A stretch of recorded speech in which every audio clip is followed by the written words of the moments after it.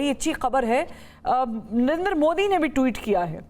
उन्होंने जहां पर ये कहा कि he welcomes the understanding reached between the United States and Iran on ending the conflict in West Asia, वहां पर वो डंडी मार गए कि पाकिस्तान का एक ज़रा कुछ ही स्पेलिंग्स लिखने थे, आपने उसको स्पेल करना था, पाकिस्तान का नाम ही नहीं लिखा। तो सीम्स लाइक कि जो पाकिस्तान की जीत है ये कहाँ कहाँ तक चुभ रही है। कमिंग टू द क्वेश्चन, मुझे बताइएगा कि पाकिस्तान अब जुम्मे को जनेवा में पाकिस्तान की अंडर दैट अम्ब्रेला ये सिग्नेचर्स होंगे और यूरेनियम के ऊपर ख़ास करके बड़े पॉजिटिव रिस्पॉन्ड आया है दोनों पार्टीज़ की तरफ से, चाहे वो ईरान हो या फिर अमरीकी सदर हों डोनाल्ड ट्रम्प। उन्होंने कहा है कि हम किसी हद तक शायद इजाज़त दे भी दें उनको, और ईरान तो चाह रहा है कि वो अगर उसको तल्फ भी करना चाहता है तो उन्हें कोई प्रॉब्लम नहीं है। How do you see that? It's a big win situation. जी thank you very much Farwa साहब, एंड मेरा सलाम आपको भी और कमरोर साहब को भी और देखने वालों को। देखिए, सबसे पहली बात तो ये है कि हम इस चीज़ को कॉन्टेक्स्ट में लेकर आएँ कि पाकिस्तान के पॉइंट ऑफ व्यू से हम हमेशा ये कोशिश करते आए हैं for the last 3 months, particularly Islamabad talks के बाद एक बहुत ही इंडिपेंडेंट मीडिएटर के तौर पर पाकिस्तान ने जो काविशें की, सिंसियर एफर्ट्स की, डिटर्मिन्ड एफर्ट्स की, दुनिया भर में उनको अप्रिसिएट किया गया। बहुत ही मुश्किल टास्क था मेरी नज़र में। जो हाई स्टेक्स डिप्लोमेसी होती है उसके अंदर बहुत सारी कॉम्प्लिकेशंस होती हैं, और ये एक रवायती जंग भी नहीं थी जो दो ममालिक के दरमियान थी। यहाँ पे बहुत सारे फैक्टर्स थे, यहाँ पे इसराइल भी था, हिजबुल्ला भी था, यहाँ पे हुथीज भी थे, यहाँ पे of course Iran and America तो थे ही, और उसके साथ साथ हमारे बहुत देरीना जो हमारे एलाइज हैं गल्फ स्टेट्स, उनकी भी सेफ गार्ड, उनकी भी सिक्योरिटी हमारे लिए बहुत अहमियत की हामिल थी।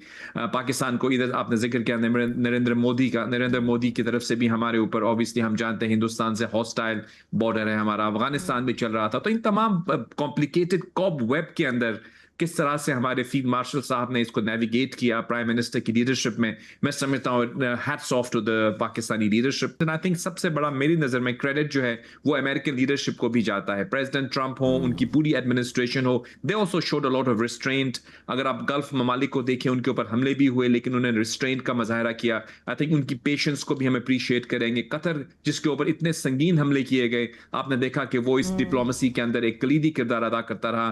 पाकिस्तान के साथ साथ उन्होंने भी एक बहुत ही इंपॉर्टेंट रोल प्ले किया, और हमारे प्राइम मिनिस्टर ने उसको अप्रिशिएट भी किया। सऊदी अरेबिया, इजिप्ट, यूएई, इन तमाम ममालिक के जो थे कंट्रीब्यूशन से, बिकॉज ये ऐसा मसला था फरवा साहिबा जो दो ममालिक के दरमियान नहीं था, ये पूरे खित्ते, बल्कि मैं यूं कहूंगा पूरी दुनिया को इसने घेरा हुआ था। अल्हम्दुलिल्लाह अब इस एमओयू के बाद जो कि जनीवा में होगा, ये आपना हुर्मुज ओपन होगी, और जैसे आप पहले बात करते थे बिल्कुल वैसे ही होगी कि यहाँ पे कोई टोल नहीं होगा। यानी ये टोल लगाना या किसी किस्म की फीस लगाना जो ईरान कह रहा था, वो इंटरनेशनल लॉ की खिलाफ वर्जी होती, यानी जो राइट ऑफ नेविगेशन है वो उसके खिलाफ होता।